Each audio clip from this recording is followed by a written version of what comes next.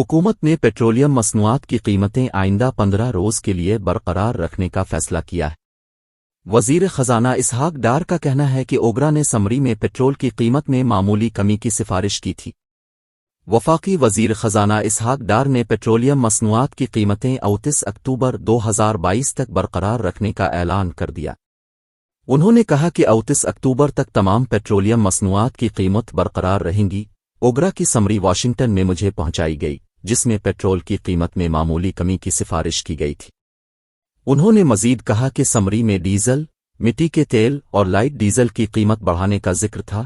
وزیر اعظم شہباز شریف کی اجازت اور مشورے سے قیمتیں برقرار رکھنے کا فیصلہ کیا۔